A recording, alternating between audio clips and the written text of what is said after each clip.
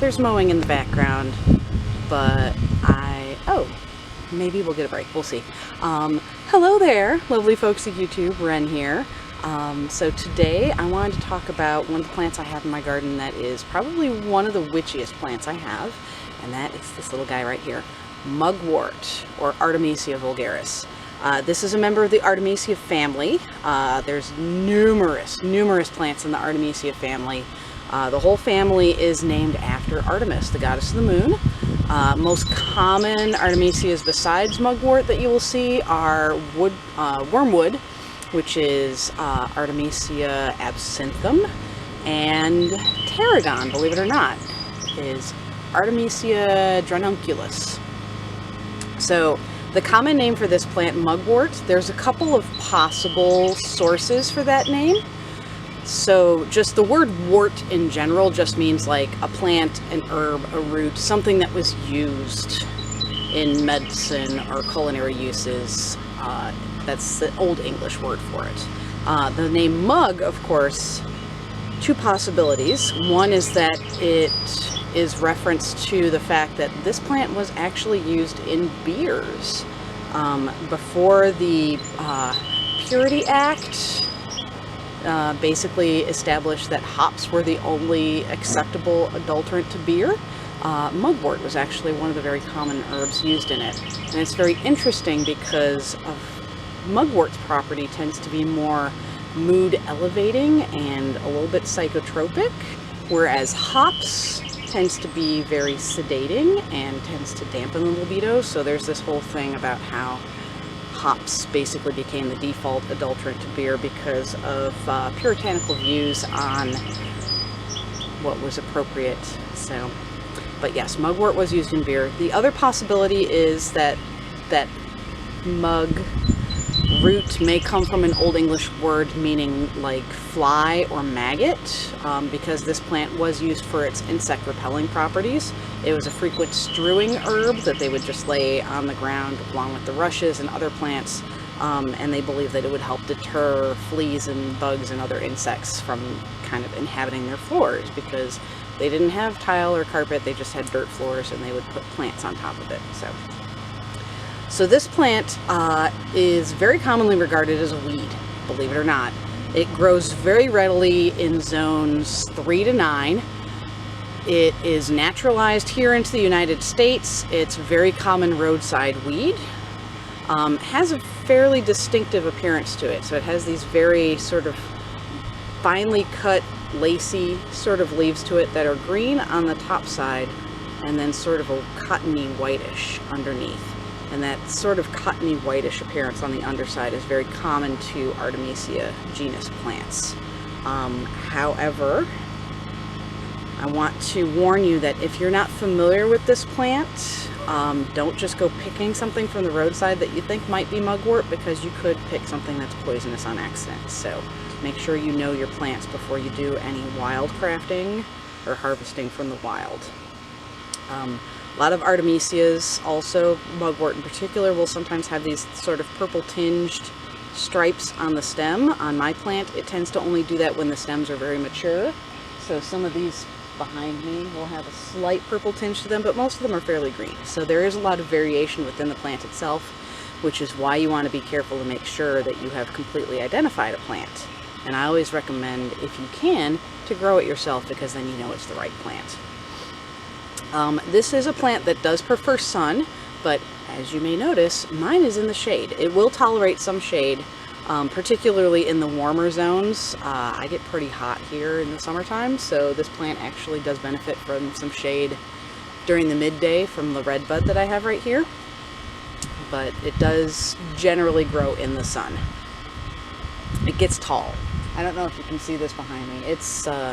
It gets up to about 6 feet tall. And it will tend to kind of flop over once it gets that tall.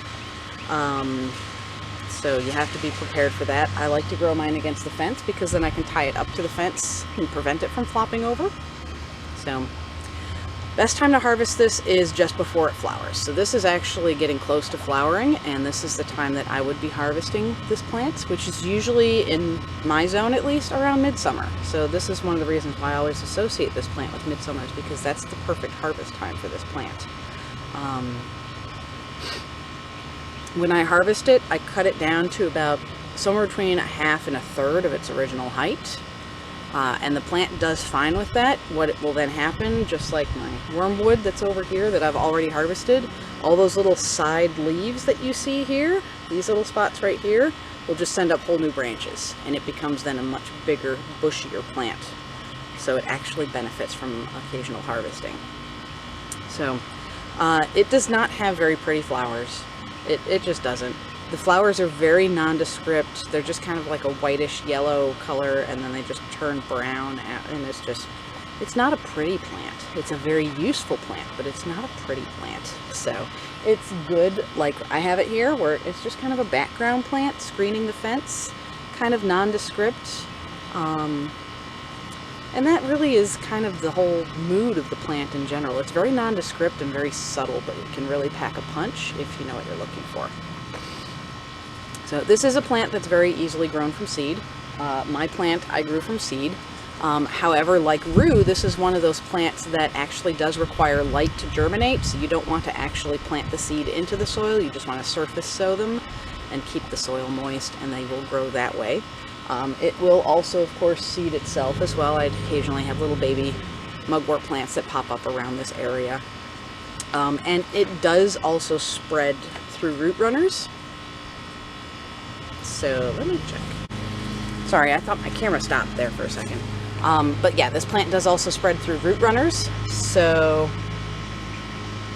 you can also get new plants by just sort of dividing the plant in the springtime, just kind of cutting away a portion of it and lifting it up, and then you have a new plant. So as you can imagine, with the name Artemisia, sacred to Artemis, this is a plant with moon properties. So anything involving the moon, of course, if you are familiar with astrology, the moon has to deal with the emotions, the subconscious, the spirit worlds. So this is a plant that is good for those reasons. So this plant is basically my #1 plant for anything regarding divination, dream work, prophecy, anything of that sort.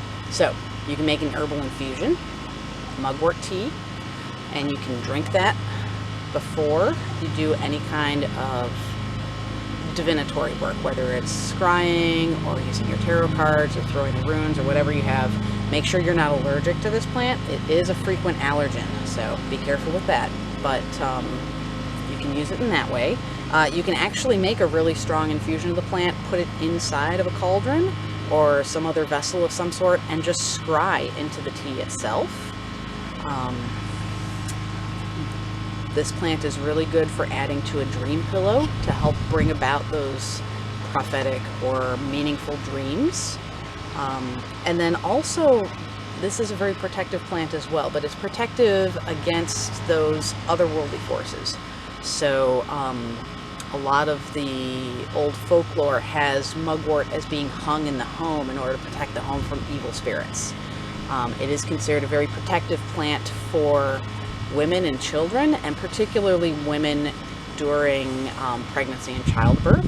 There's some folklore about taking a sprig of mugwort and tying it to a woman's left thigh during delivery in order to sort of ease the delivery and ease the passage of the child into this world. So that's a really cool one too. But one thing I do want to warn you about, you can use this plant in incense as well. I actually regularly will make smudge sticks out of this.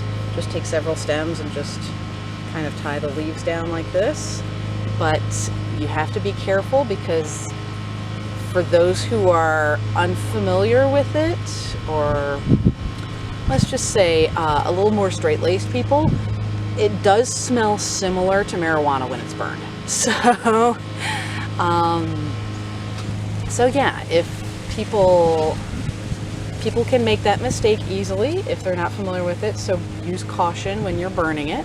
I know I've had that conversation a couple times with my husband, where I would come in from outside, and I'd been burning a mugwort smudge stick, and he would just be like, what in the hell? Were you smoking weed? And I said, no, it was mugwort. So, yeah. So just be warned for that, and make sure that you're not burning mugwort anywhere that any legal authorities may be nearby, because that's an awkward conversation to have. So, but anyway, yeah, lovely little witchy plant, very easy to grow, pretty readily found in the wild if you know where to look for it. Just be careful if you're harvesting it. And really good plant to have. So very productive plant. I am never short of mugwort. I have just the one little plant that I planted here is just exploded, and I always have more mugwort than I know what to do with, and I'm frequently giving it away to my friends. So highly recommend adding it to your witchy garden if you have the room for it. But anyway, if you have any questions, of course, feel free to ask. And otherwise, I hope this video finds you well, and I will see you again soon.